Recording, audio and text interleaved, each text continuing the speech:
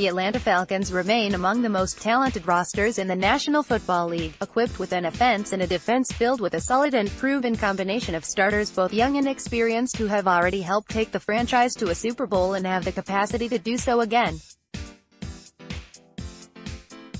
Matt Ryan, Julio Jones, and Devonta Freeman help highlight their offense, while on the other side of the ball, young names like Deion Jones, Vic Beasley, Takkarist McKinley, and Keanu Neal help round things out. All have shown themselves to be consistent starting features on a team that can contend for an NFC title right now. Trying to trim down the Falcons roster to 10 important contributors is difficult, as some productive player will be held out. But that said, here are 10 of the most important players on the Atlanta Falcons roster right now. Ryan became the richest player in NFL history recently when he signed the first ever $30 million per year contract. That amount could be exceeded as soon as this summer when the Green Bay Packers sign Aaron Rodgers to a new deal, but as for now, Ryan is the gold standard. Now, the Falcons expect play from under center to match that investment, and hope the former league MVP can help get Atlanta back to the Super Bowl, and this time hoist the Lombardi Trophy. Not only the best wide receiver on the Atlanta Falcons, Julio Jones can make a case as the best wide receiver in the NFL. Last season, he amassed the second most yards among all pass catchers, but also saw other markers of production fall somewhat, along with the offense as a whole, and he scored just 3 touchdowns. Atlanta wants to employ him more inside the 20 in scoring situations.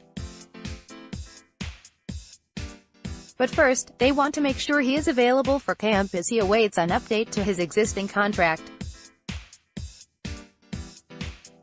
Freeman and Tevin Coleman comprised the league's 13th best backfield last season, each scoring 8 total touchdowns, with Freeman rushing for 865 yards and receiving for 317 more, and Coleman adding 628 yards on the ground and 299 more as a pass catcher. Last offseason, the organization made Freeman the richest player in the NFL at his position, signing Freeman to a 5-year contract worth $41.25 million. Now, they hope he can recover from a late-season knee injury in time for training camp. One of the Falcons' newest additions, coming to Atlanta from the San Francisco 49ers this offseason as a free agent, Fusco appears to already have the edge on taking the starting right guard job away from Wes Schweitzer, who himself won it as a rookie during the 2017 offseason in a contest with Ben Garland. Fusco has been getting a lot of attention at the position and could be featured there right away. They need a veteran presence here to help open lanes for Freeman and Coleman. McKinley was a force for the Atlanta Falcons ever since their off-season program last summer, displaying speed, physicality, and a tenacity that got him into scuffles even with his own teammates during practice. In the succeeding months, the rookie defensive end made the most of his limited snaps, racking up 6 sacks, 1 short of the Falcons' rookie record, notching 10 quarterback hits, forcing 2 fumbles, and recovering 1. He had 1 less sack than fellow rookie Myles Garrett, the Cleveland Browns' No. 1 overall selection, despite Garrett playing 500 snaps as a starter compared to McKinley's 381 as a backup and depth feature. Originally a defensive end when he came to Atlanta from Clemson, Beasley led the NFL in sacks during the 2016 season, a major help for the Falcons as they found themselves in the Super Bowl for the second time in their history.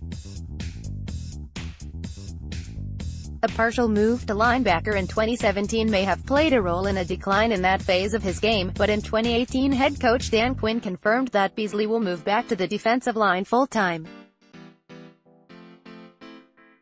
giving the Falcons a major edge rushing the pass. The middle linebacker has emerged as a force for Atlanta in the center field, leading the team in tackles in 2017.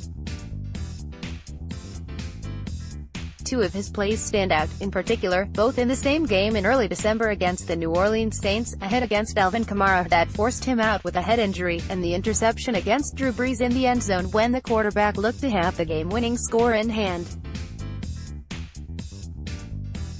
That game finally put Atlanta back into the NFC playoff picture. The Falcons' first-round draft pick from Alabama came to Atlanta as one of the best wide receivers in his class, and he figures to play a prominent role for an offense that last season suffered notable statistical declines despite having what many consider among the top groups in the NFL. Ridley ran about a quarter of his routes from the slot as a collegian in 2017, and could find himself absorbing the same duties as a pro early on, but he can play anywhere on the field and can make catches in a deep field. The young interior lineman made a name for himself after sacking Tom Brady 3 times in Super Bowl 51, and he matched that success with more dominant play up front in the 2017 season that followed. Atlanta signed some help at the position, including veteran Terrell McLean and drafting Dedrin Senat, but the Falcons are still relying on Jarrett to set the tone at tackle, in attitude and production. He is well fitted to that role.